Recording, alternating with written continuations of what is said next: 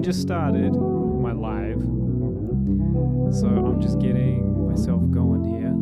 So you're not actually late. I mean, it's early in the morning for you, right? So that's all good. Glad you could be here. Anybody else who's jumping on here, I'm just playing over a loop that I just kind of created from scratch. So we'll see how it goes. We're glad you could be here, and I'll get more into it shortly.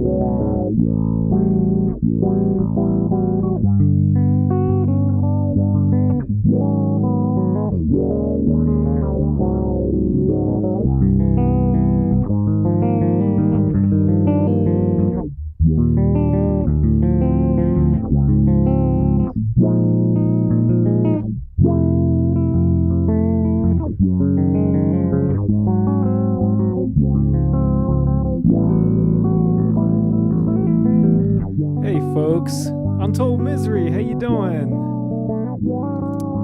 Nostalgic vibes, right? It's just a TC electronic shaker vibrato and a EBS bass envelope. And I love this envelope because it has this kind of really slow kind of gate to it that you can actually control with the touch. And I know a lot of envelope filters are like this, but this one you can really choose, how the attack happens, which is what I really love. And especially for playing chords, it's really fun. And also playing lines too.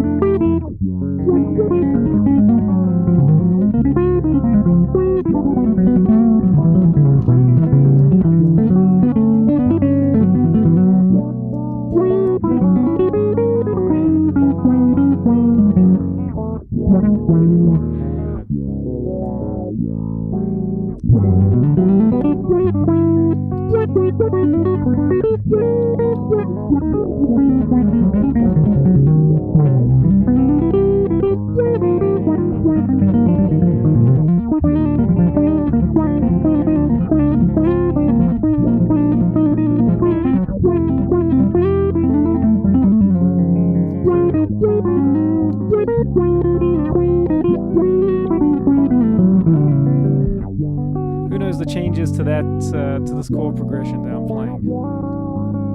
Who knows these? Who knows this song? The changes. What song is this? Are these changes to? How do I explain it the bit? How do I ask the question? What changes am I playing? What are these changes? Who are these changes? How are these changes?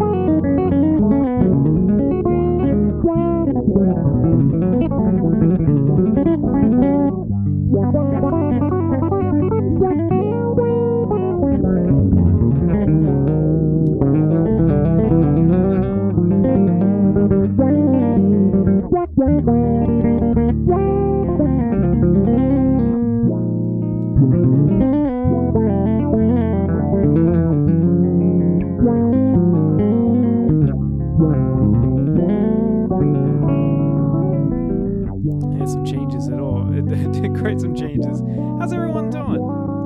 Hope you're doing well. Welcome to the live stream. I'm glad you could be here for another Tuesday edition. Somewhere in the world, it is Tuesday for you, whether it's 1 a.m. or it's just past midnight, it's early in the morning, or it is, the afternoon, lunchtime, whatever. I'm glad you could be here. Thank you so much. Greg Pluck, how you doing? Thundercat. Yeah, Thundercat's an incredible player. Definitely one of the cats out there, no pun intended. I've played a lot with with his brother and his father, so both the Ronald Bruners, Jr. and Senior.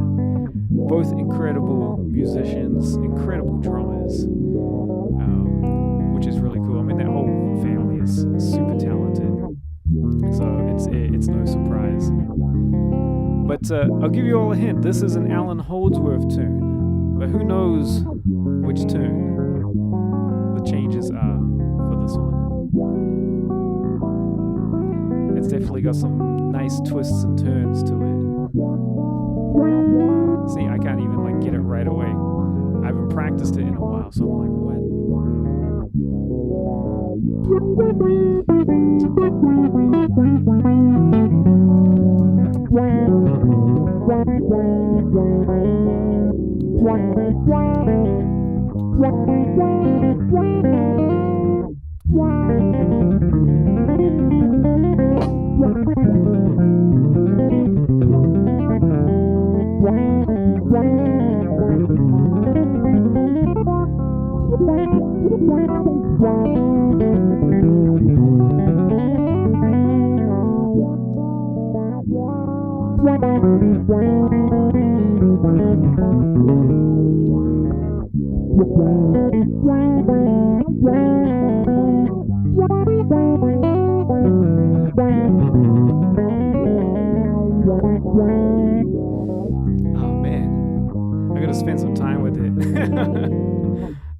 But that's the challenge of it, it's like a tune like that. That's the thing with Alan's tunes, is that he would have all kinds of twists and turns like that.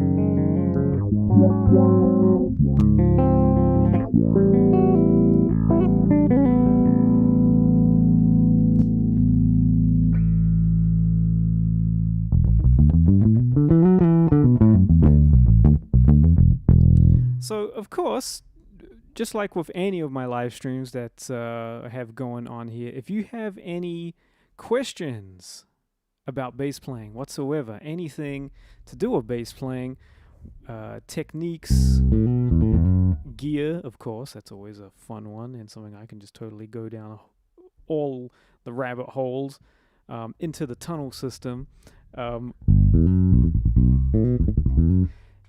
technique. Yeah, I said techniques, concepts, any approaches to bass playing, bass players, playing on gigs, recording, anything like that. Pop it down in the chat,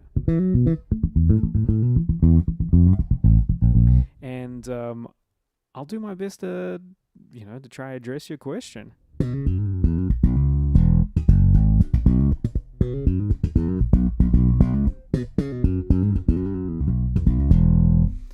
The groove line is sounding and feeling extra nice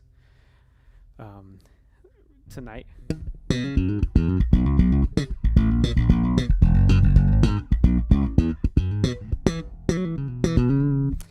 So Untold Misery saying someday I'll get back into making music again. The music space really burned me and it's hard to shake. I can totally understand, and I'm sorry for whatever you had to go through in the past that has burned you, but I think it's and I think it's great that you are here and that you show up and you like to get involved. So that's you getting back into it. And I think at this time, wherever you are in your life, you can look at it as your reemergence into music, and you get to decide how you want to do that, which is really cool. And what you want music to do for you, and that would be my recommendation. I don't know what your music career was before or what your involvement was in it before. And it's hard, right? It's hard, especially having to hustle for gigs, hustle for musicians, and also just trying to get your money, right? And that I can understand how even just something like that can really turn people away from that. So I think right now I think you're doing the right thing of just being around it. And if that's as far as it goes, then that's totally cool, That's also a way of getting back into music. Now I understand making music, that's that again, just take it bit by bit. All right, don't feel pressured to have to live up to certain expectations or whatever. Make the music you want to play, listen to the music you want to play the music you want to play, right?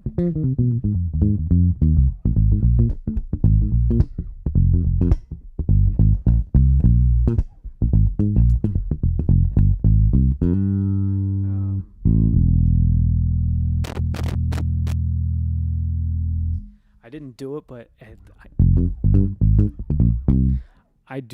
I have to go through all my cables and figure out which ones the crackling ones and which one are good.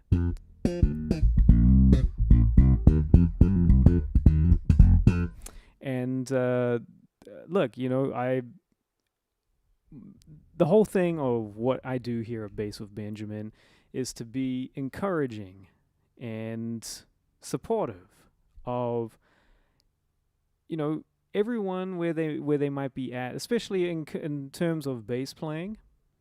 My whole thing is to be accessible and to encourage where you are at, whether you are a beginner or you are an advanced professional, like regularly touring, playing gigs, doing that kind of thing. Or maybe you've used to play or you're played for a while and then have taken a hiatus and then maybe just thinking about picking it back up. I have quite a few students in my coaching program where that is the case.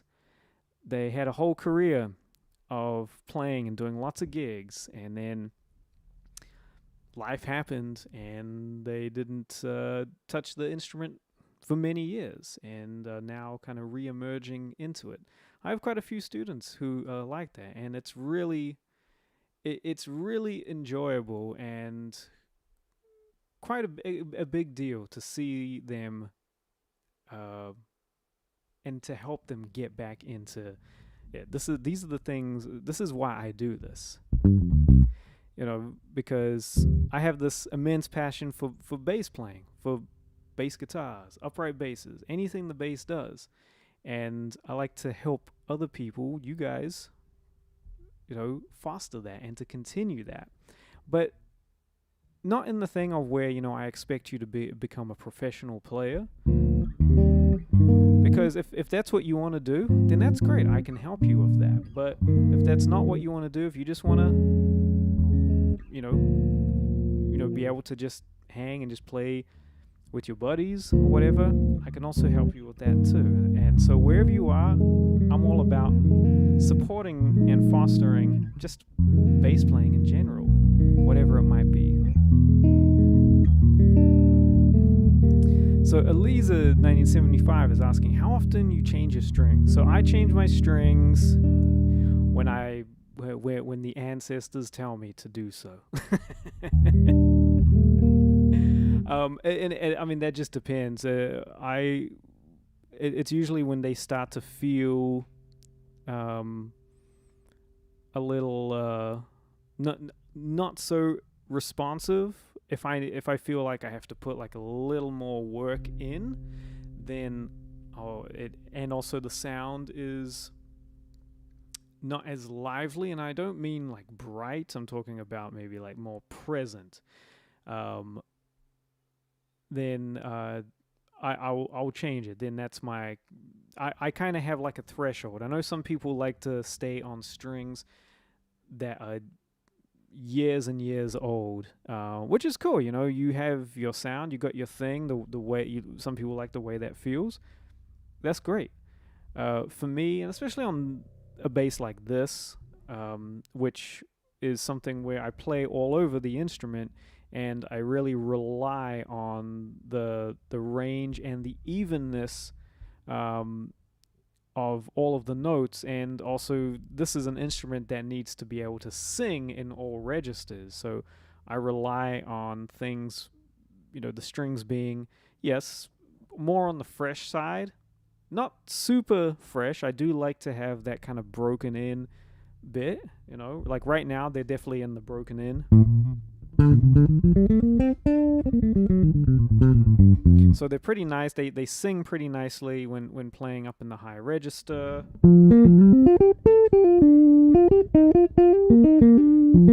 And then down low, they sound really nice when just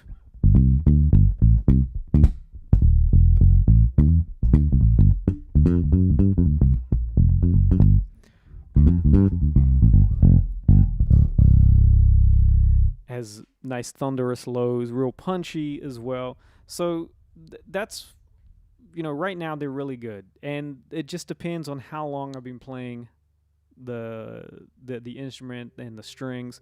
Also, environmental factors play a part in it as well. So if different seasons and all that, sometimes it might be more humid or more dry or anything. That also can dictate how long the strings are going to stay on a bass. But in terms of like say an instrument, that's behind me, the nice butterscotch bass back there, the Ibanez Challenger bass. That one is because it's got a more old school kind of vibe to it.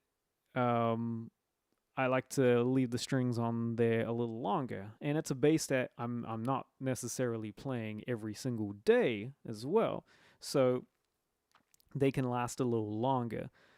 And then I do have a P bass that has flat wounds on it, and those will stay on there for, as far as I'm concerned, they can just stay on there forever as long as they last, right? They are DR Legends, the flat wound Legends. And they sound really great, but yeah, they can just stay on there. That they don't need to be changed, because obviously it's for that particular sound, right? That's what we're going for. Although the upright bass strings that I've got on there, those have been on there close to 20 years. Well, at least the E and A strings have been on there for at least 20 years. Um, there was, I mean, I've had those. Let me rephrase that. I've had those strings for 20 years.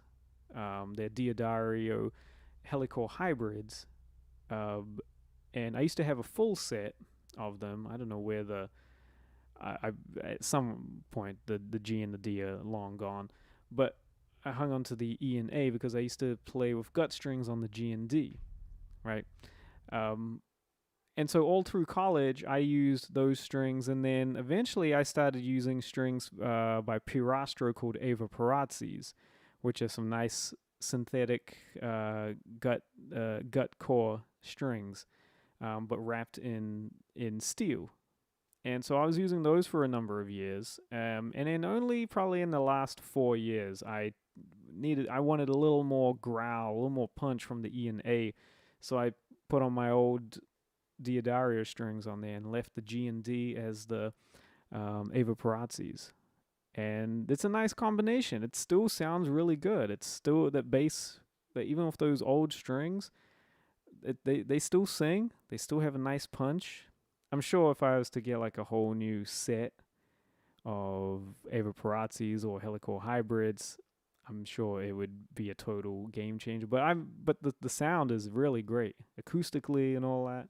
So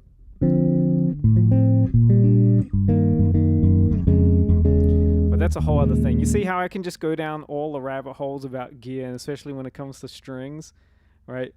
Upright bass strings, yeah, that's a whole other thing. Just like with electric bass strings, um, there's especially if there's a particular sound that you're going for, and the way I like to look at, especially with upright bass strings, I don't know if this is the best analogy for it or comparison. So, just like on electric bass, there are the bass players who are strictly flat wounds. They want to use their flat wound strings for all their instruments, and because they love that sound, right? They love the feel of that. They're not really into the round wound thing.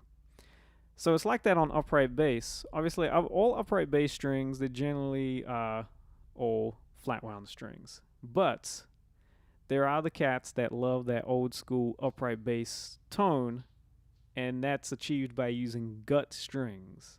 Right, it's a different type of string. There's no steel on it, and now they have like hybrids of that or synthetic gut strings and all that.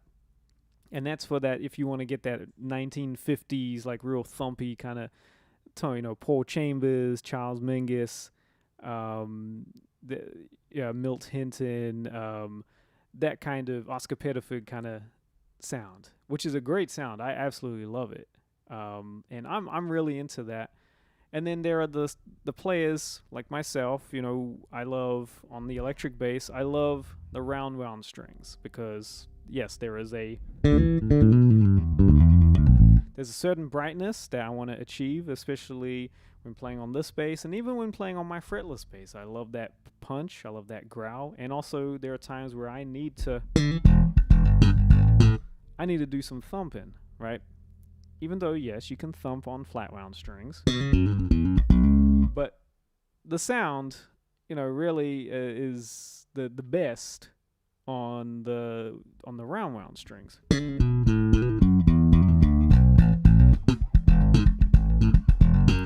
Now, in comparison for upright bass strings, from what I understand, you can get a round wound string, but it's not very common. But there are brighter upright bass strings, and there are cats who are really into that kind of sound, and they use the strings called the Tomastic Spiracores, and they're a little thinner, but they're all steel. They're steel strings, they got steel cores and all that, and they have more sustain, they have a brighter sound. So if you listen to someone, you know, like Stanley Clarke, you know, he uses the Spiracores. As far as I know, yeah, he uses Spiracores on his upright bass, plays with lower action. Generally, people who love the spiral chords, they will use typically a lower action because that's where that sound is. But there are some cats who will play with, who will dig in a bit more. And Christian McBride is another cat who uses steel strings. Dave Holland. For a while, John Patitucci was, and now he uses a kind of in between kind of thing. So there's that whole thing. Strings on the upright bass, there are cats who are into that old school sound, just like how there are cats into that old school sound on the electric bass, right? And really, it's really cool because this is something where you can find your sound. You can find what it is that you're into. And there are a lot of people who like to use flat wounds on a 6-string bass. And to answer your question, yes, this is a 6-string bass right here. I have 2 6-string basses. There's another one in the back over there. It doesn't have any strings on it right now because I'm doing some work on it. But yes, this is a 6-string groove line, Ibanez groove line bass. And I'm using DR high beams on this. So this is a stainless steel string. I'd say that these strings are probably at least a month old on here.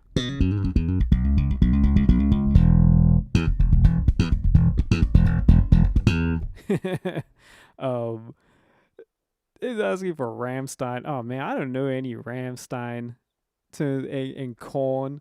Do I know any Korn? I don't know any Korn tunes either. I will tell you, obviously, for many years, the main bassist in Korn, Fieldy, he was an Ibanez guy, and he has an Ibanez signature bass. Does he still have the Ibanez signature bass? Let's have a look real quick. What was it called? It was called the K5, right? The Fieldy K5 bass. Let me see. Signature models. Oh wait, no, it is here. Yeah, a K5, and it's essentially it just looks like it's just a sound gear, by the looks of it. Yeah, it just looks like it's just a sound gear, and so he uses that. Another great bassist who's played with Korn a bunch is a good friend of mine by the name of Ra Diaz. Ra has also played a lot with Suicidal Tendencies as well. Incredible bassist. From Chile, and it was really cool when he landed that gig, with Korn. Actually, it was with Suicidal Tendencies first, because that was something that, that gig is for him, and then also seeing him playing with Korn was also really cool as well. But yeah, he's an incredible player, and I know him from, from Los Angeles. We'd always see each other at jam sessions, right? And he would always show up, and we'd hang, we'd sit in and play and all that. So really, really cool guy. Just another cat who was playing gigs. He'd be playing just cover, R&B gigs as well, just doing stuff. And then he got those gigs and was like, yeah, rock on. Bass guy. When I used to gig a lot, I would boil my strings before every show. I made friends, with many kitchens around the world. Nice. Yeah, I would boil my strings quite a bit as well. And yeah, it was a good way of just cleaning the strings, especially strings that were pretty gunked up, had a lot of stuff on it, were pretty dirty. It's a good way. You just want to make sure that you take all the stuff off, and then I would additionally put it in a low oven just to make sure all the moisture was gone, and that would always help. And obviously let them, cool down, and then put them back on. And it did the trick. It really did. That's right. It's St. Patrick's Day. Oh, happy St. Patrick's Day, everyone. Korn is 7-string bass. Well, no, so Fieldy, he was playing a 5-string, right? That was his main bass. And my buddy Ra also plays a 5-string as well. So yeah, I wish I knew some corn tunes, but I don't. So I apologize. And it play JD Metallica play Barros de Pisadinha. I don't know that. I don't know that at all. I'm not hip, so assuming that's a real tune and I'm not getting trolled like someone was the other day. I'll check it out. So yeah, bass guys saying I use an overwater 6-string, similar tone, and the bass sounds amazing. Thank you. Yeah, this thing, it really is such a beautiful. It just you can get so many different vibes with it. If you wanted to do the old school one.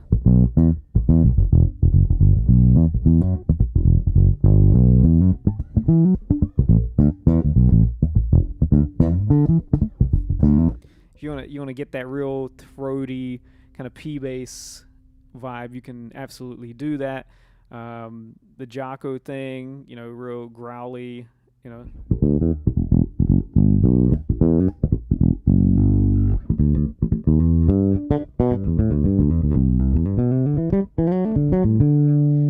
then if you want to go to a more modern kind of tone.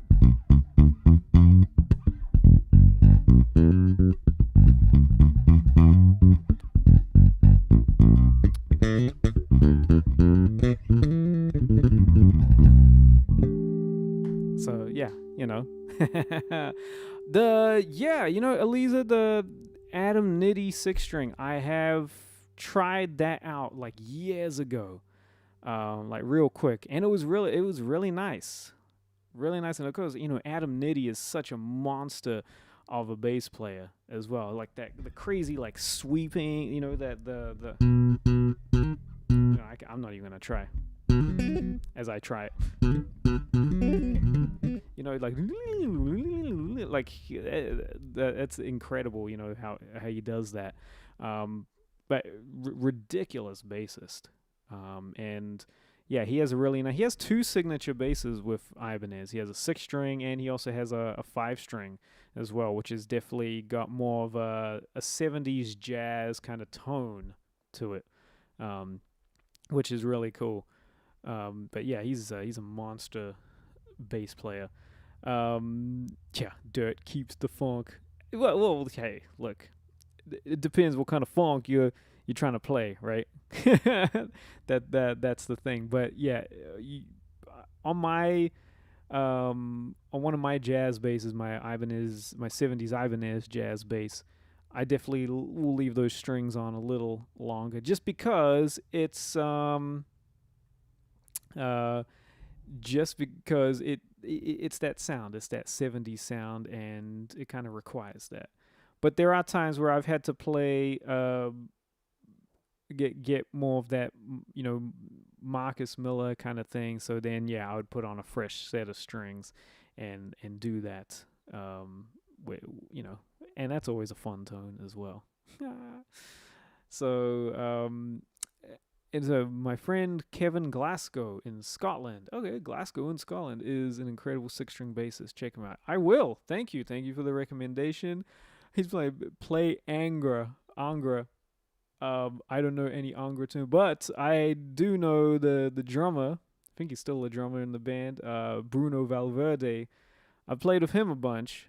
Actually done some recording for him like years ago, and that was through Virgil Donati.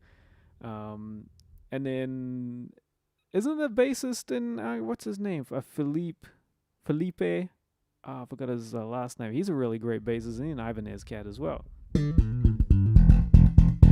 So, yeah. Can you play Laxo Tough? I can't even pronounce that. It's the hardest playing bass song. Oh, okay, the hardest playing bass song. Well, I'll have to figure out what the hardest playing bass song is. All right, apparently it's this song, according to Barack Drama. We'll find out. Raphael, how you doing? Nice to see you. I'm doing well, thank you. I hope you are doing well. And if you've just been joining on, we're just kind of been hanging out here talking about What have we been talking about? I've been talking about gear. We've been talking about strings, right? I've been talking about Korn and what's that? Adam Nitty. Yeah, we've mainly been talking about strings and all that. Do I boil my strings? Stuff like that. And the hardest playing bass song, apparently, it's this tune that I can't pronounce. But at some point, I'll find out. I've definitely played some really hard tunes that I've just been like, what? But sometimes even the easiest tune can be the hardest tune to play. Just because sometimes, especially if it requires consistency, right?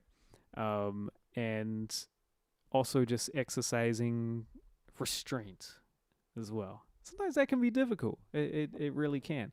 But it's definitely a really good thing to be able to go between the two mindsets of like when you can like really play more stuff and know when to hold back as well. And now I'm definitely better at doing something like that because as I've gotten older, I can appreciate more sides of it and also appreciate the more simple stuff as well. So that's how it is. I will check out Kevin Glasgow. Thank you for the recommendation, bass guy. Yes, Felipe Andriole. Yeah, he's a monstrous bassist. I might have met him years ago as well.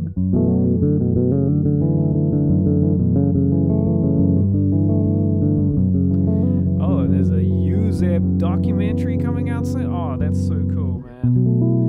Alain Caron he's another dude that is just, I think, he definitely is, I think he's definitely underrated. But he's one of those cats, just who can do it all. And has his own thing, right? Like really has his own like very unique, but you can kind of technique, but you can hear the influences of his in his playing. People obviously like Jaco, Louis Johnson. You can hear Patitucci in his playing as well. Bit of Stanley, Alfonso. Like there's a lot of that. I mean, obviously he comes from that era of where he was grew up, listening to, a lot of those players as well. But he's incredible. I love that. I think my favorite UZEB tune, and I don't know a lot of UZEB tunes, but my favorite one is Spacey Country. I love that one. It's so 80s, and I think that's one of the reasons why I love it. It's so 80s, and Alain just plays some incredible fretless bass on it.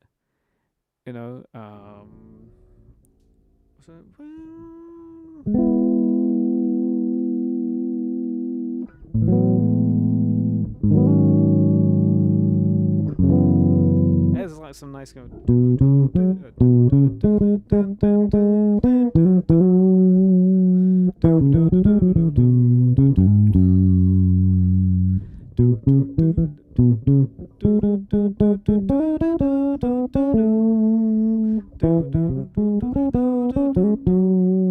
Like really nice melody, and he like sings along with it. It's so cool.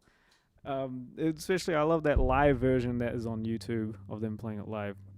It's really cool. But that's cool that you got to see all their gigs and you like grew up following them and all that.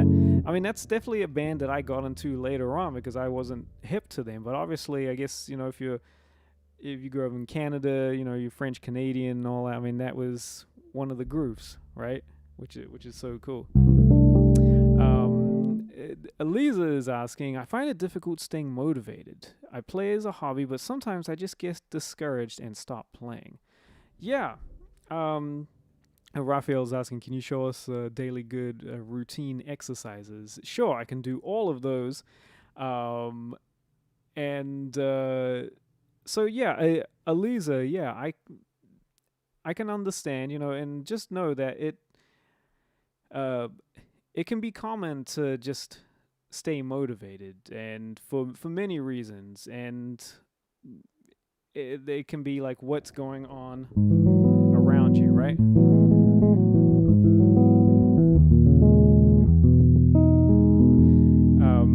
And that can play an important part of what's might be discouraging you or staying motivated. I definitely been through times where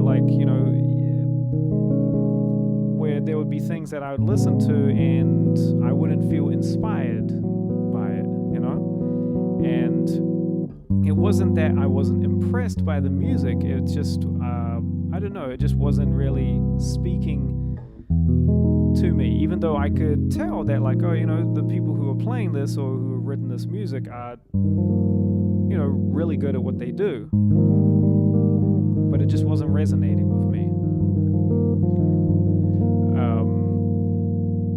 And it's okay to have if you play as a hobby, that's great. That's good. But I think it's what is the things that, and you don't have to mention them here, because I understand that this can be personal. It's what is it that's what are those moments that discourage you, and what stops you from playing? And that can be a number of reasons for anyone.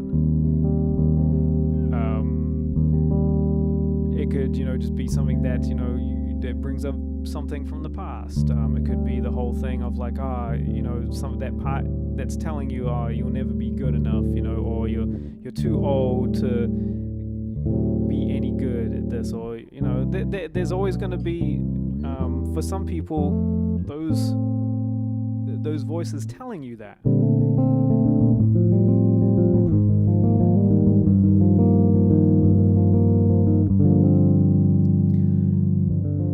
And that was the case for me at some point as well. There was also the whole thing of imposter syndrome as well. But I had to learn to acknowledge the things that I enjoyed about what I did, and also acknowledge the things that I was good at as well.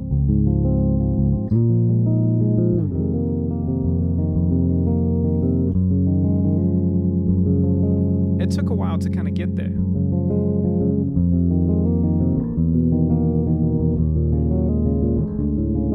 But eventually I did, I started to, also just be kind to myself. And it wasn't just me that helped me with this, this was with the help, of my wife,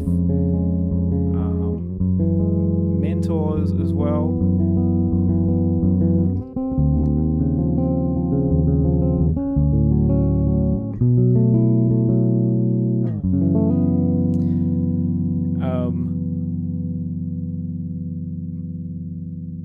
But what did I do about that voice that was telling me to, you're not good enough, or you're just kind of, not that great, or it's just trying to discourage you, trying to sabotage you? Well, I would say hey, I acknowledge that you were there, that you're saying that, but it's not true.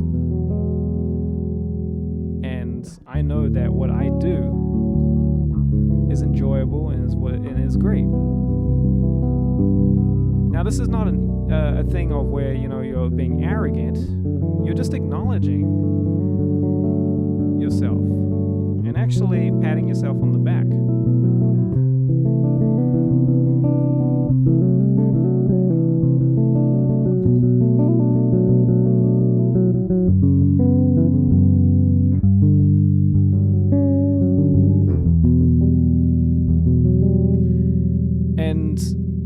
For me to be able to come on here and talk to you all and play in front of you all, I wouldn't have been able to do something like this years ago, especially when I was feeling that.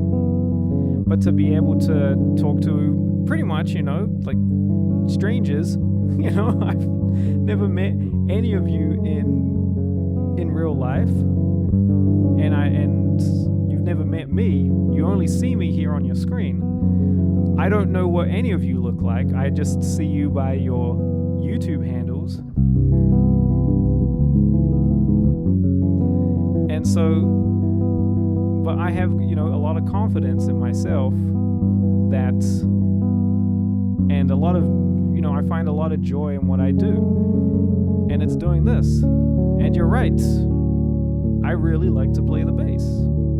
And that was something that, you know, I started there. Start real simple. Start from the obvious thing. I really like to play the bass. And you just do that when you're playing the bass. Even if you're, you know, there's that discouragement of like, you know, to stop playing or whatever, you can be like, but I really like to play.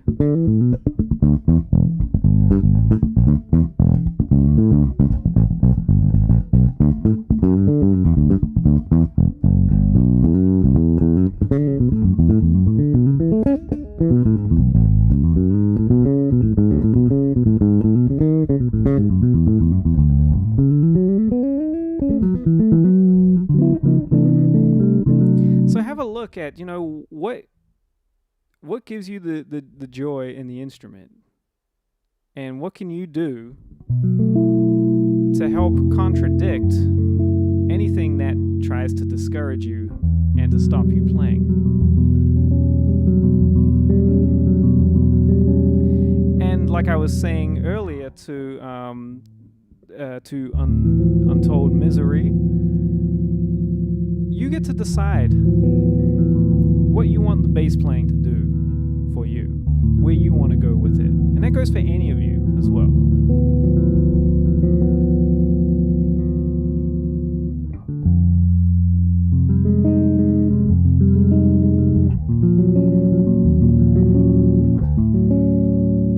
So there's my little pep talk. And that's another thing, the students in my bass coaching program, is that if you're in the program, you also, when you need it, you get pep talks. Sometimes you just need that. I've had that many times, and I've needed that from, you know, my mentors or friends, especially on this level of bass playing, right? Of being a musician. Sometimes we just need to just have it just heard from somebody else, from a different perspective.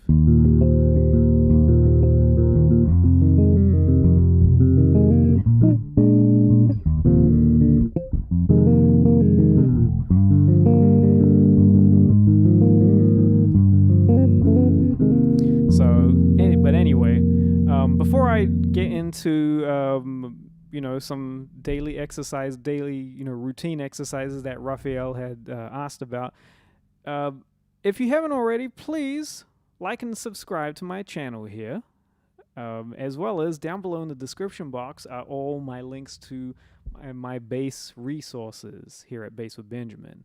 So make sure you go and check those out. Courses, if you want to take a lesson with me, or even join my bass coaching and mentoring program. It's one-on-one. You get to work with me, and I help you with your bass journey. So whatever it is that you're trying to achieve in your bass playing journey, I'm here to help you with that. So in terms of a daily routine exercise, and let me just see,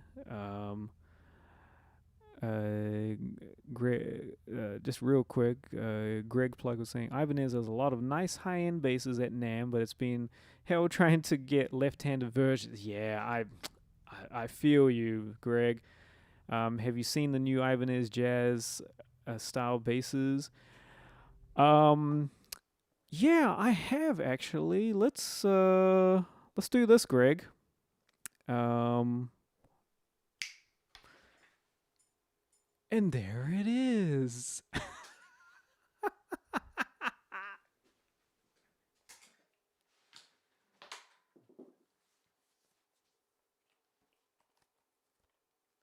I'm gonna change over real quick, and I'll do this little exercise that I like to do on a daily basis.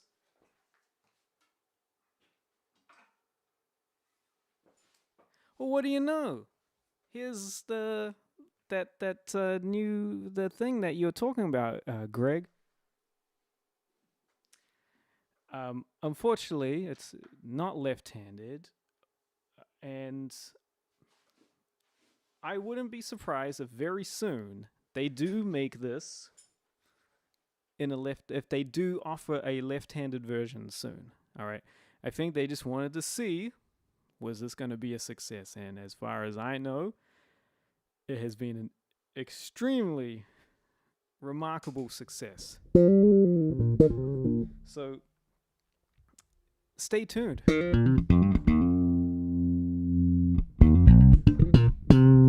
But yeah, this thing is quite the beast.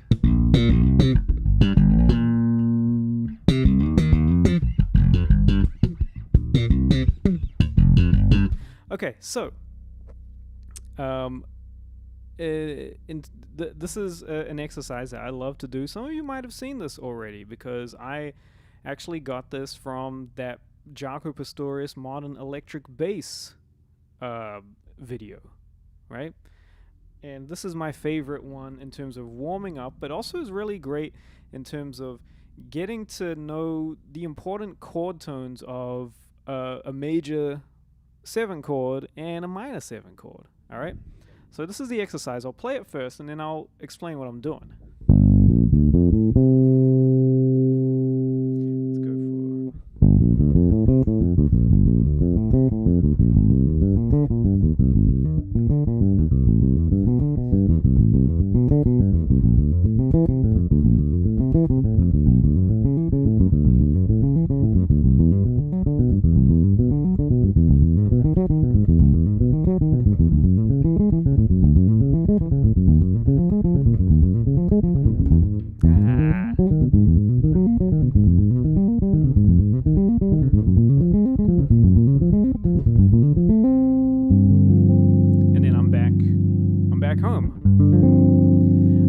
So what was I doing? So I started down here at G, and I played a G minor 11. So I started playing. I start off as minor, and I'm going minor, and then I alternate as I move up. I go to major. So it goes minor, major, minor, major, minor, major, and I do that up, or like chromatically until I get up to the octave, right? So what I'm playing is essentially I'm just playing arpeggios. I'm playing a G minor 11 arpeggio. So I've got the root, minor 3rd, 5th, minor 7, 9, 11, right?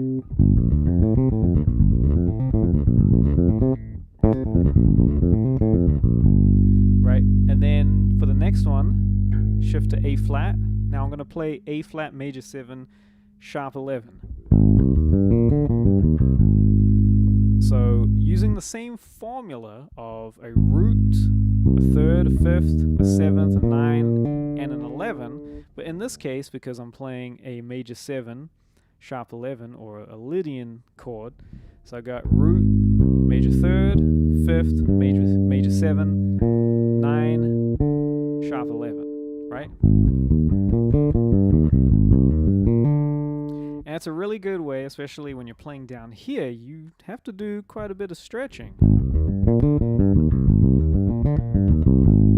And then what's really cool is then when we move up to the next one, this is going to be A minor, we're going to be using a few of the same notes in here. So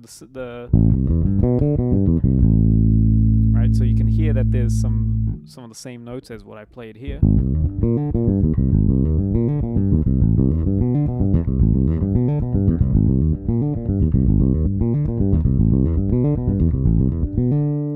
So this is really good. So I'm using the same formula, as the same shape that I used for G minor 11. Now I'm playing A minor 11. So I've got the root, minor 3rd, I've got the 5th, minor 7, 9, and the 11, right? And then move up.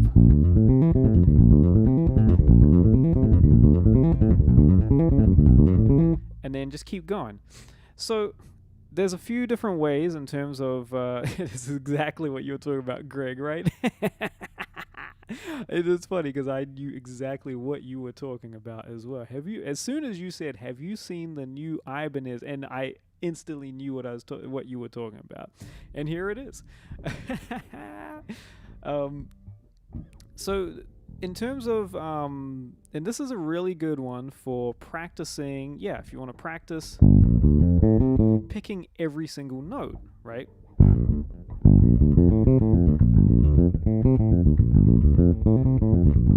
It's difficult, obviously.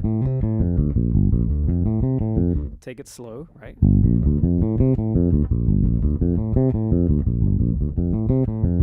Right. But then if you want to do like legato technique, where you're doing more hammer-ons and pull-offs, which is what I tend to do when playing this at a faster speed. So just have a look at both of my hands as I'm playing this, and I'll play it a bunch of times so you can see how I'm doing this. Just notice where I'm gonna do some hammer-ons and pull-offs.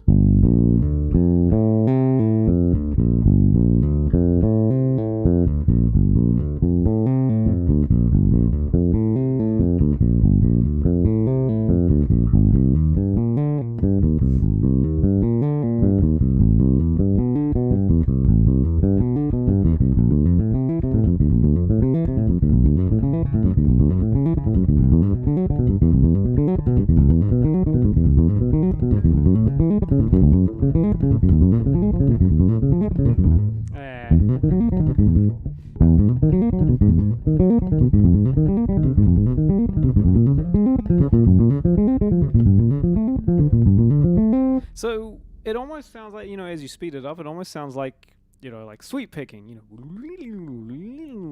right? If you can get it clean. I didn't really do much warm-ups with it today, so that's the thing.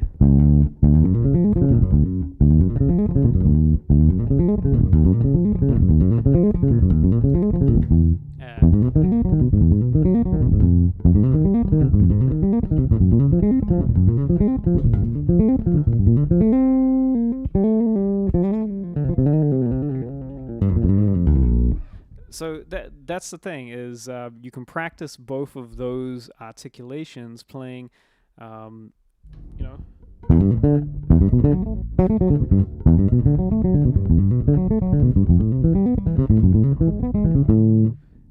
where you pluck every single note, or you do it where you're doing legato for every single note. Not every single note, but every other few notes.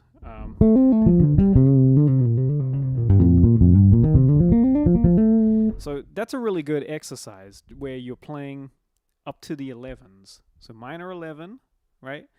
And major 7, sharp 11, right? So essentially you're just doing...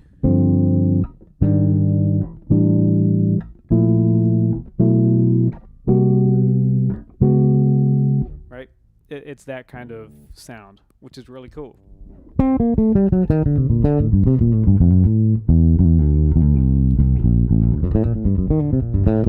So in terms of like that's one of my main kind of exercises that I like to go and do in terms of like a routine exercise.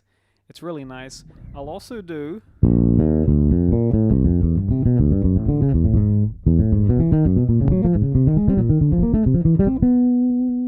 where you're just doing index and pinky, right? And you can do this on different parts of the instrument as well. And then you can make it travel up.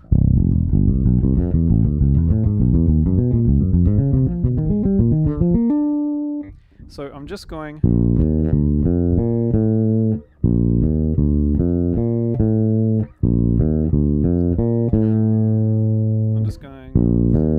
going up in fourths. Well, for the first one, fourth, and then going to essentially a half step down, but instead of playing an open D, I'm stretching here because it now opens up a new pathway. Right?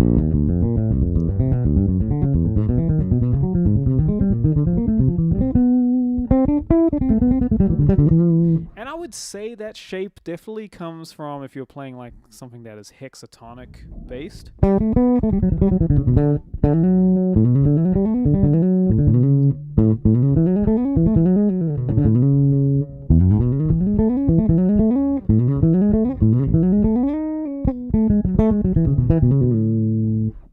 Because you have to use a lot of index and pinky in that.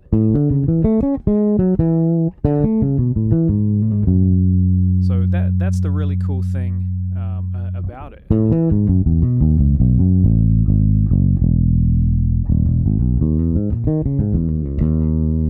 Another one that I like to do, and this is Lydian based. Lydian is my jam. It really is. So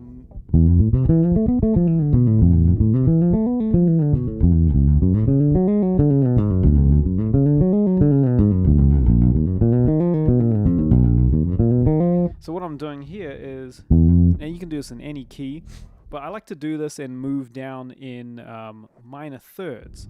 So say for example, let's start.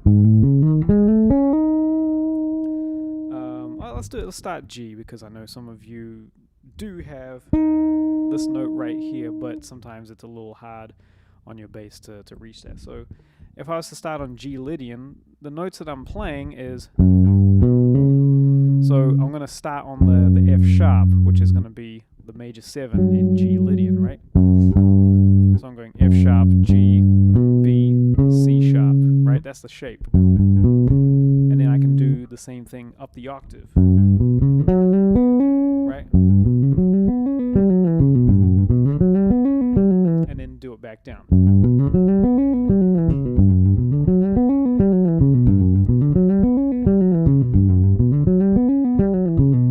And then move that down, you know, in minor thirds.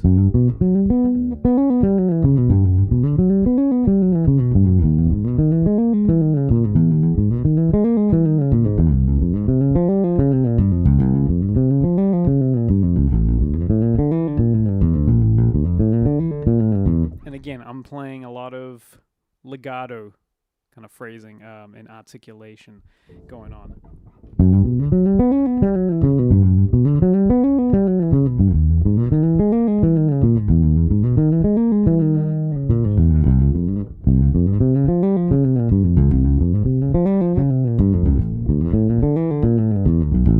And what you might notice is that because I'm keeping everything consistent, so it actually turns into like a 7/8 measure. So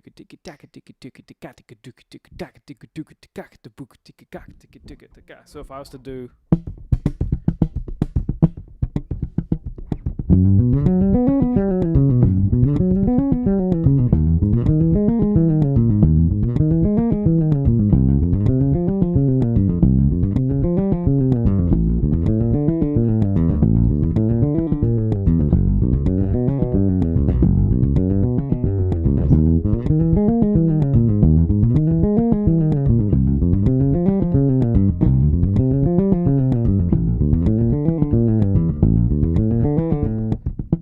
that's a really cool thing about it.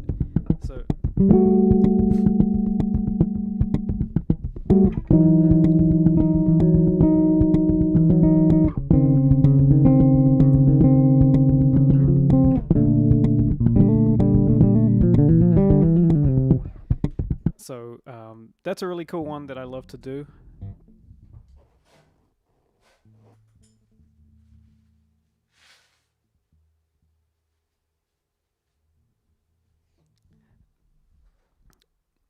Got any Megadeth? No, I don't, but I can blow my nose live for everyone. There you go.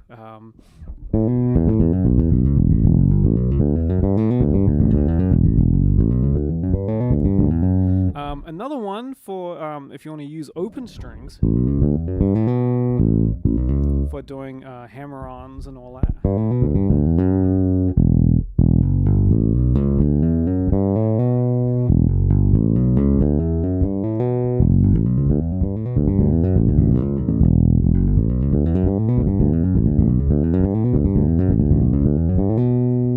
That's a really good one, just to...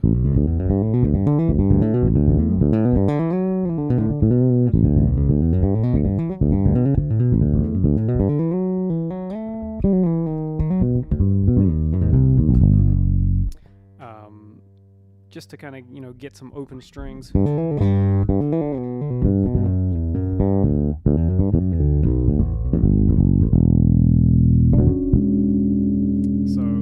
Yeah, I mean, those are some of a few of my like go-to exercises that I love to do, and then I also just love to, you know, just play chords as well.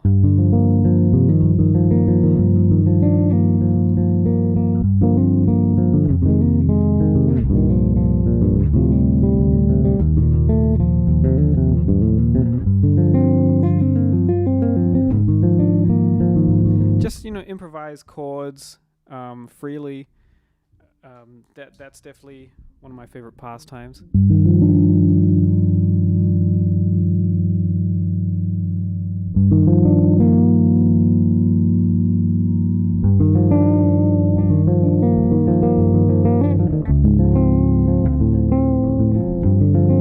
Jess Quayle, how you doing? Hope you're doing well.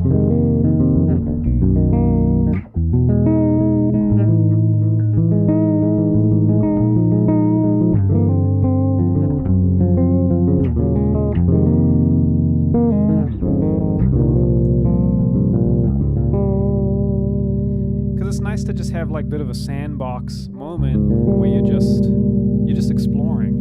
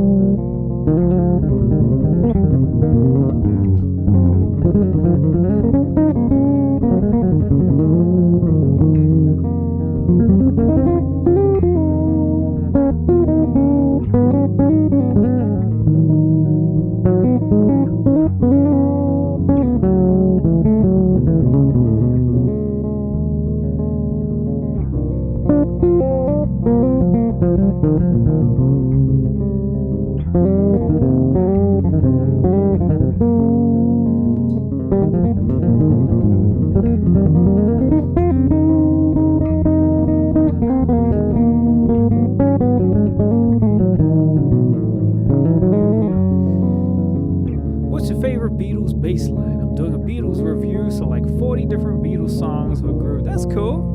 And we're going to perform for 3 weeks. Nice. I would say, well, first of all, I mean, Paul McCartney is an incredible musician. He's a really nice bassist. Plays some nice melodic stuff. You can hear a lot of James Jamerson in his playing. I mean, that was the era, and that's what he was listening to. Without even knowing who James Jamerson was, because records back then, they didn't put credits of who was playing on the sessions, but all they knew, like especially that generation of musicians coming up, all they knew was that, wow, the bass lines on these records, on these Motown records, are just top notch. Like, to what we haven't heard anything like this before. So that's why it was a huge influence to like that generation, even people like John Paul Jones from Led Zeppelin. So a lot of rock bassists, rock and roll bassists we're getting this from Jamerson. I would say my favorite Paul McCartney bass line on a Beatles tune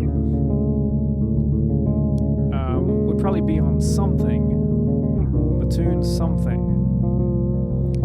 And it's a nice ballad. I mean, I really like that tune. But Paul plays some pretty nice stuff. I'm gonna stop this nice loop. So,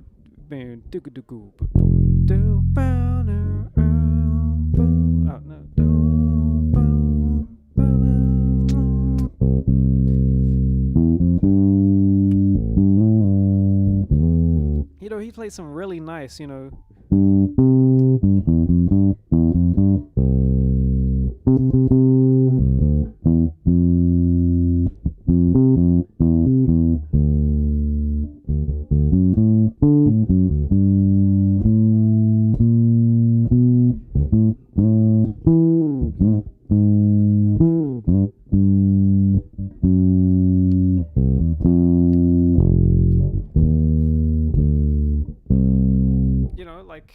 there's more to it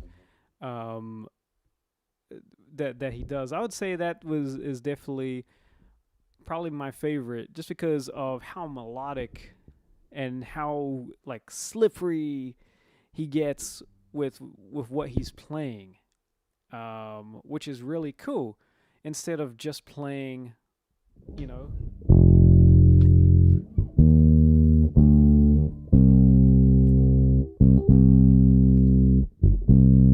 which I'm sure that would work, but there's just such a vibe of where he does there, which is really cool. That I'm really into. So yeah, there's some really nice stuff there. Obviously, there's the classic, which we all know.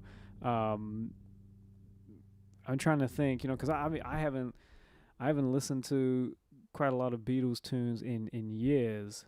I've played a lot of Beatles tunes, and I know quite a bit because I've had to play them on gigs. That's probably why I wasn't listening to them so much, because I've had to learn a lot of Beatles tunes over the years for many different gigs. But yeah, I'd say Something is definitely one that I really enjoy. It was always one that's stuck out for me for sure. So that would be a nice one to kind of look into. Really nice melodic playing. And yeah, you're right. Yeah, he fits it into the song. He has that nice balance, right? Where it's just not like, oh my God, because it's such a nice tune. And the nice melody, guitar parts, lyrics and all that. But he doesn't really stand on anyone's foot when he's playing, which is really cool,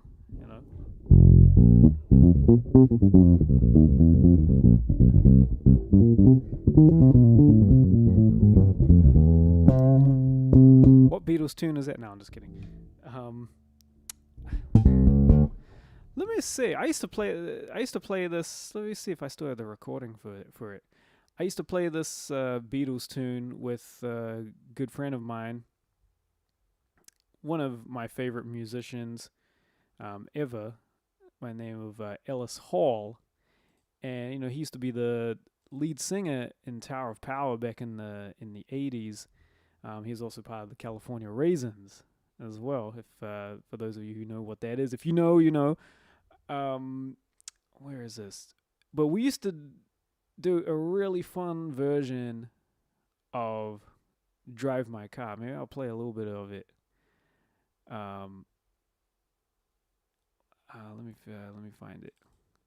And it was really fun. It was always fun to play, and it was a good tune because everyone would get to take a solo on it. It was the tune where everyone would do it, would play. Okay, yeah, here we go. Let me see. Let's put this in. I appreciate you all hanging out. This has been really fun. Just real chill Tuesday. Just talking about all kinds of things. We talked about strings. We talked about different exercises that I love to do. We talked about, when feeling discouraged about just playing music or doing music, how to get back into it, things like that. And talking about,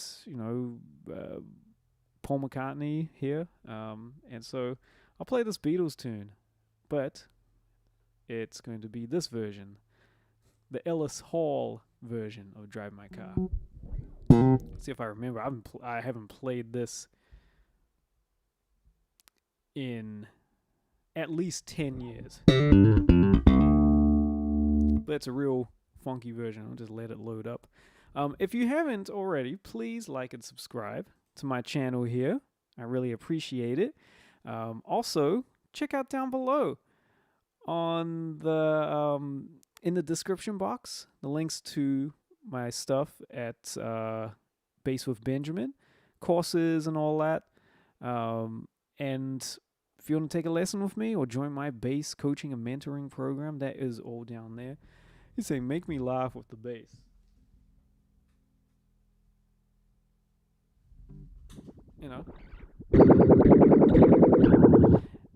What Beatles song is this? Let's see. No.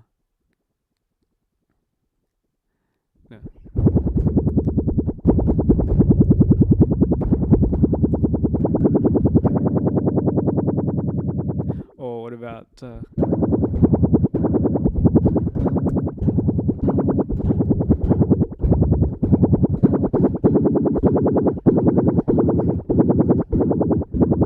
you get it?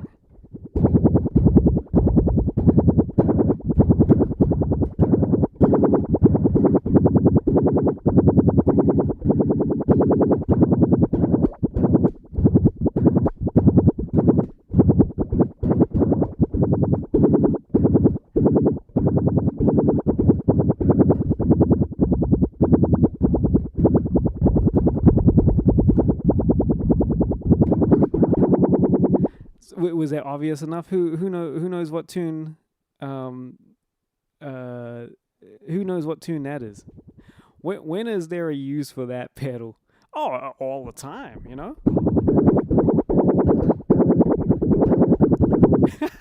Yellow Submarine, Chicken Dip, what's up? It might as well be, especially like the psychedelic stuff they were getting into, right?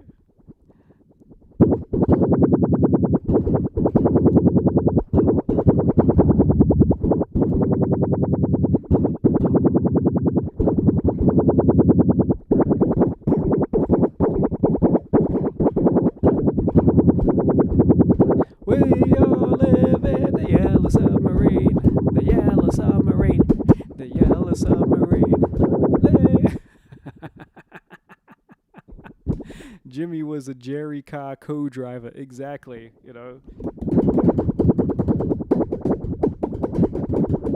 Anyway, there you go. I hope it made some of you laugh. There was a bass solo that I used that effect, actually. The video is actually here on YouTube.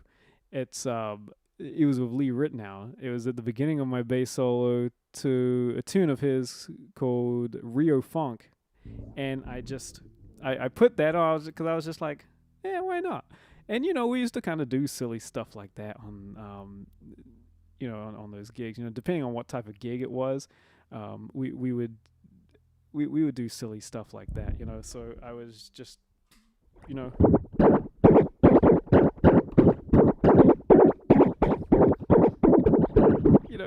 things like that. And Lee's pretending to be a robot and all. You know, like we do stupid things like that.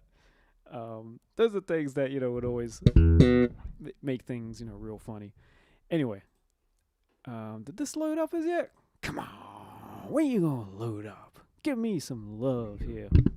That's because I was messing around so much. That's why it's just like, nah, you're gonna be like stupid, playing stupid sounds. I'm not gonna load up. Anyway, it did load up. So here we go.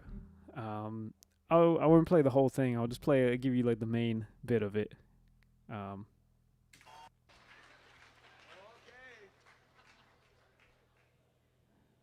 We love you so much. Thank you for hanging with us. Yes. Wait a minute. You know what? Answer the fence and I need to dance. Oh. Hey. All right. You know what I'm talking about. Woo. You know what cha-cha. Woo. That answer the fence. Ask my girl what she wanted to be. She said, baby, can't you see? Wanna be famous, a star in the street, but you can do something in between. Baby, you can try harder. Yes, I'm gonna be a star. Baby, you can try harder. Baby, I love you. My girl and my pockets were good. So baby, and talk goes done. But peanuts and strawberry wine, and I can show better time. Baby, you can drive car.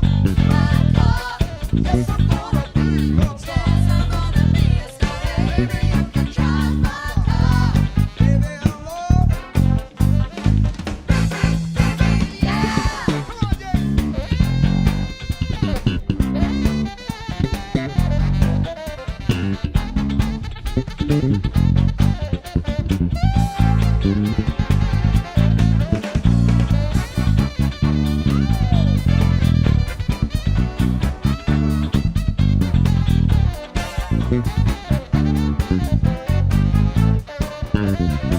One more time, baby.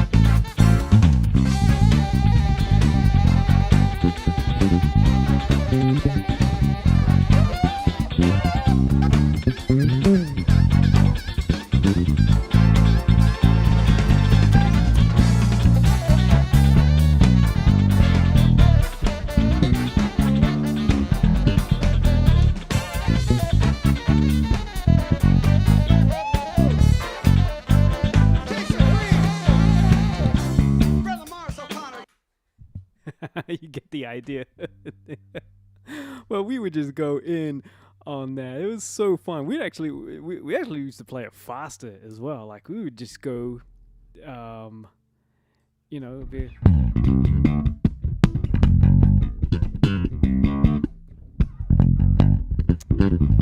like I mean, we'd just get into it.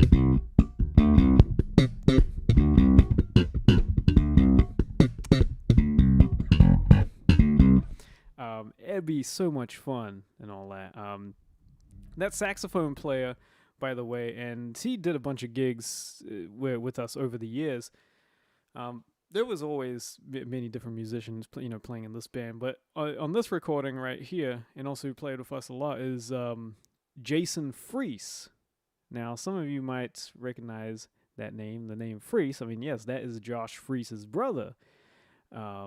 Jason, who's an incredible saxophone player, and also he's in the band Green Day. He's not one of the three members. Green Day is the touring band. Is actually 5 of them. There's the 3 main cats, and then there's 2 or it might be 2 or 3 additional cats. But Jason, he's been in the band for at least maybe 25 years or so. He's been touring with them. He plays keyboards and also saxophone with them. But when he wasn't on the road with them, he would play with us, with the Ellis Hall band. and we'd have a lot of fun. And man, you'd be telling us all kinds of stories of like, you know, being on the road and all that. But it was just really cool, you know, to be around someone like that.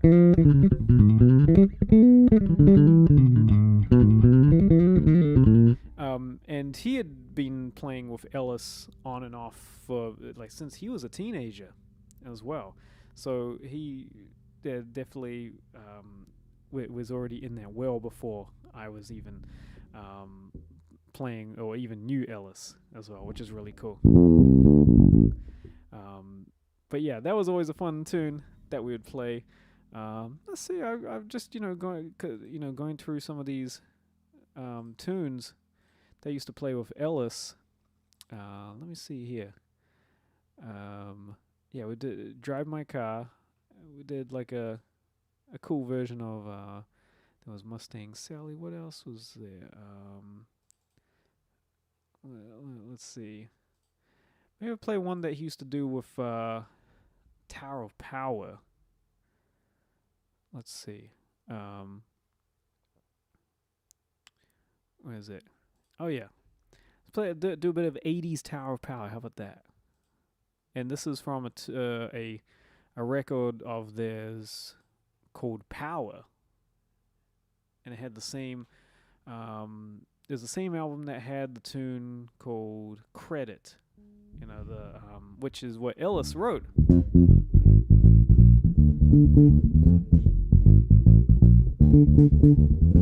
So, but this one, I'm gonna play this one. See if I even remember it. We'd always start the show with this one, you know, Boys Night Out. So let's see if I remember it. And then I'll play this and then see what else I could play, and then might have to call it a night. It's kind of getting, you know, starting to get tired. A long day. But it's been really cool to just hang out with you all. So I appreciate it. And, you know, if you got any questions about bass playing, anything, pop it down in the chat. You know, try and now's your last chance. Get some questions in before we end the Tuesday edition. All right, is this loaded up? Hey, you gonna load up for me? Hey, thanks, Jess. Thanks for hanging out. Have a good one. And take care. Enjoy your Beatles review. I'm sure it'll be a lot of fun. All right, let's have a go with Boys Night Out. See if I can remember this.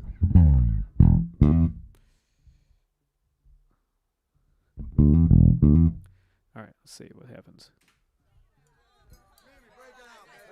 Break it down.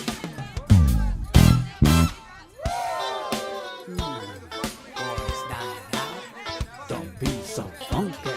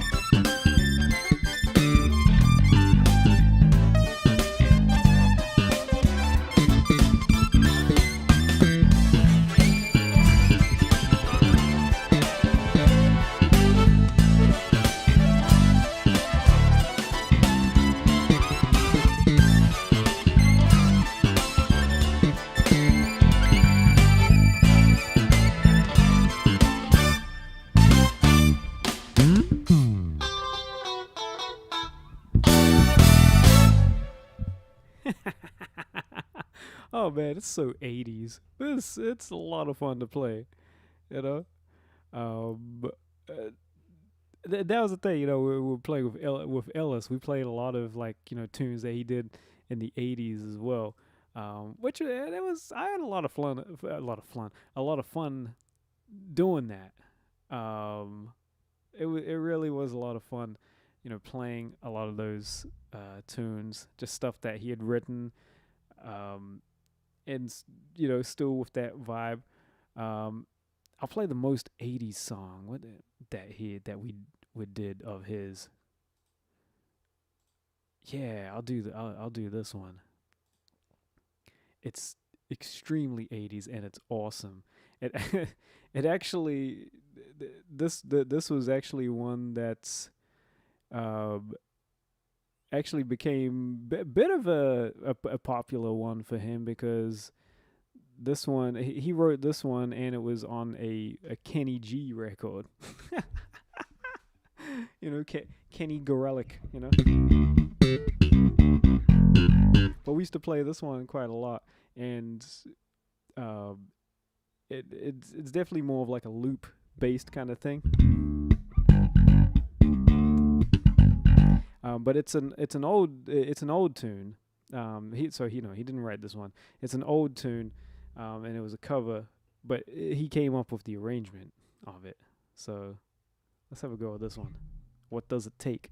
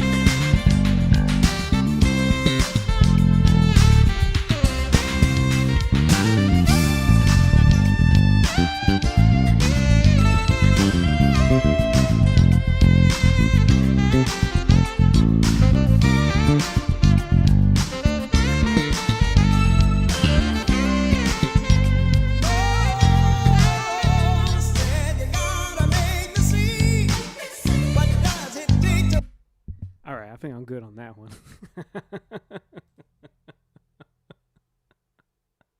I mean, we'll play it live, man. It'd be a lot of fun, because especially because you would have an actual drummer. This one is a drum machine, you know.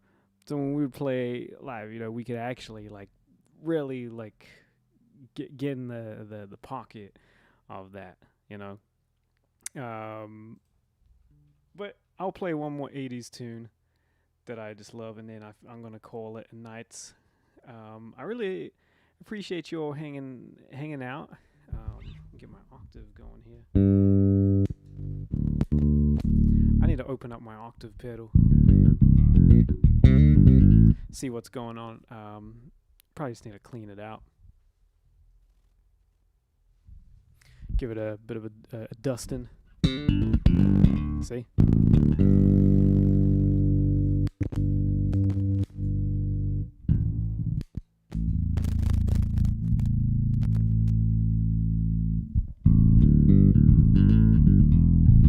Alright, we'll try this. Alright, one more 80s tune, and then I'm good. Thank you everyone for hanging out. Thank you, Eliza. I'm glad that's you're finding finding that inspirational. Me playing through some 80s tunes. I mean, there's some great music in the 80s. I do love the 80s. I definitely appreciate a lot of different music through the eras, through the decades.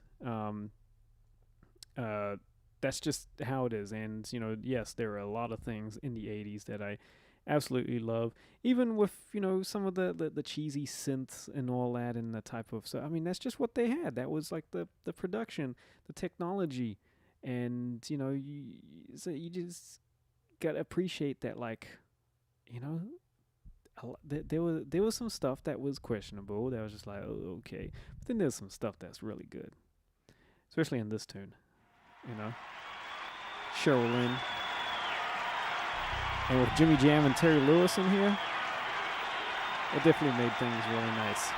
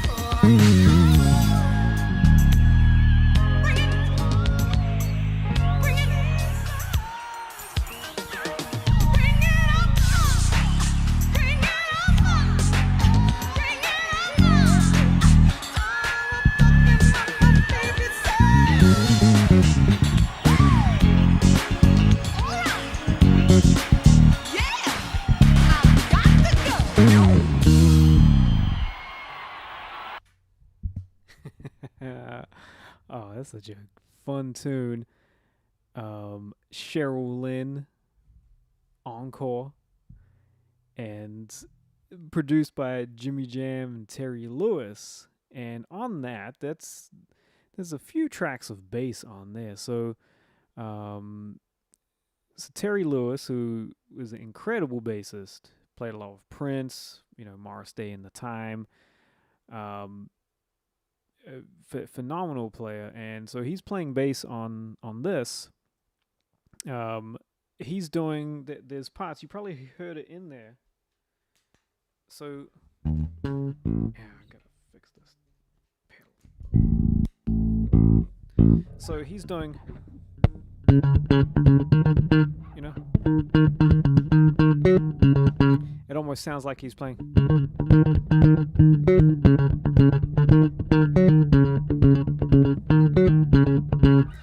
He's got that kind of thing.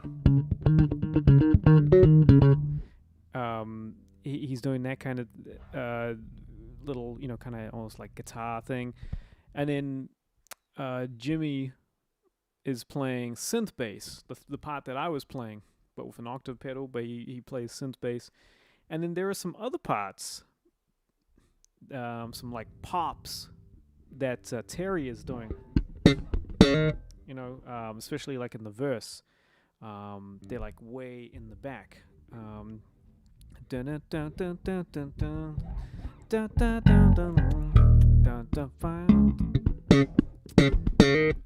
Doing stuff like that,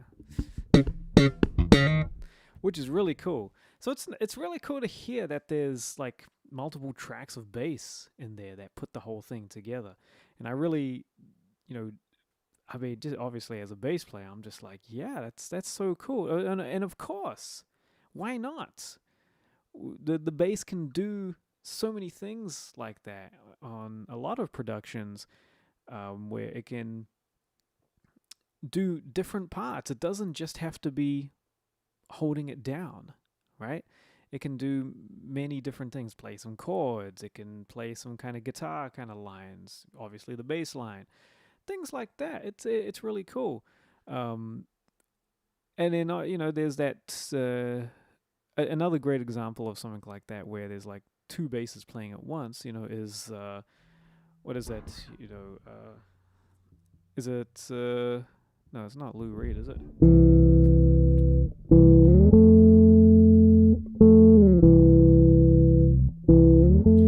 And it's a shoot to do to shoot to do, like upright bass playing the, and then dude on a P bass just playing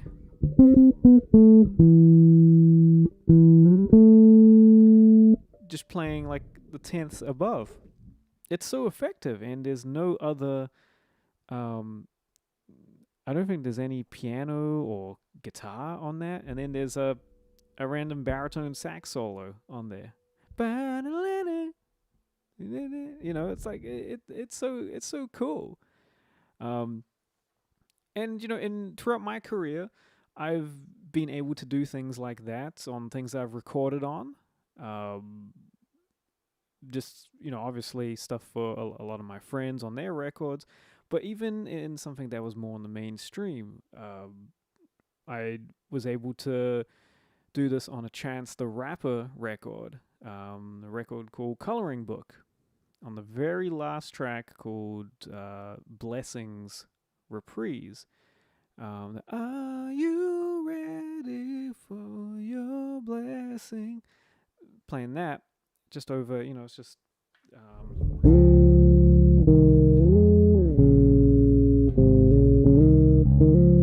So I did a few different parts for this, and I was encouraged to do so by one of the producers, who's a good buddy of mine who I've worked with a lot, by the name of Cam O.B. On his music, the stuff that I'd been playing on his, he's really into like bass chords and all that, and he really loves that sound and utilizing the instrument, and so he would always have me do different takes where I'd play bass line, play some improvised stuff and then play some chords as well. So on the track I did play this bass line, just playing the tenths, as well as I played a more simpler one,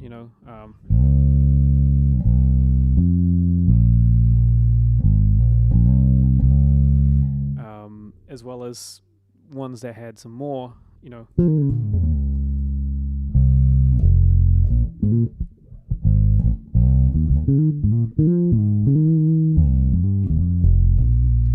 and then there was some where I played some chords as well, which is really cool to have that. I did it on my 6-string groove line. So there's been instances like that and some other records as well. There's even a track that I did where I didn't play bass at all, and I only played bass chords and a little melody line.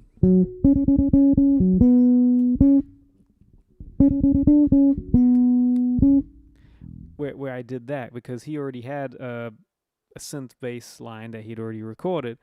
So that's the thing, is like the bass can be utilized in so many different ways in music. And so whatever you're working on, whatever you're playing on, and even if you're not a bass player, just know that the bass can do so much more, and it's not something where you need to have a 6-string bass or a 5-string bass to be able to do that. It can also be on a P bass as well, something real simple like that, jazz bass. But the bass can cover so many different roles as well, and is even great as a just if you have something like just voice and bass, something as simple as a vocal singing a melody and a bass line behind it, really stripped down, because you have something really, it can also be a really beautiful sound too. So just know that you can do more with your bass. You can do so, and there's so much music out there that showcases that as well. But anyway, thank you everyone for hanging out. I really appreciate it. It's so great to see you in the chat. Really great to just talk about all things bass. And again, don't forget to like and subscribe, and links are down below in the description box for all my Bass with Benjamin resources. So please make sure you check those out, and even recommend them to your friends as well.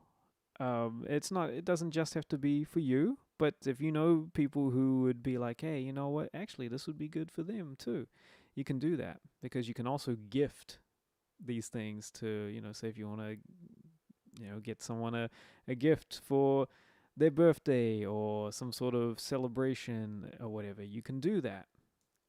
Or if you want your aunt Wendy or someone to, hey, for my birthday, I want to study with Benjamin in his bass coaching program. Can you get this for me? And you can send her the link and she can gift it to you.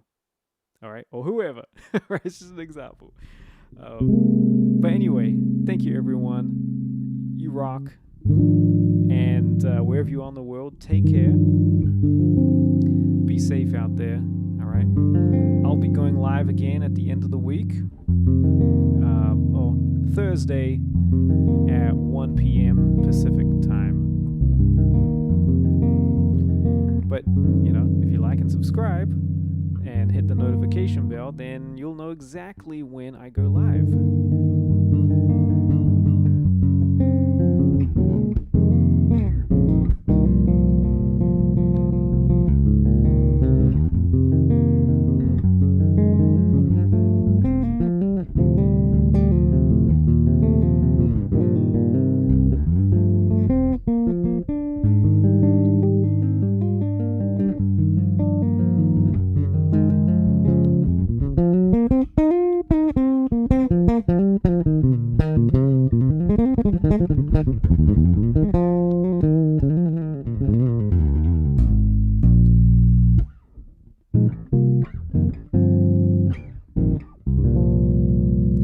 Take care, everyone. I'll see you again soon.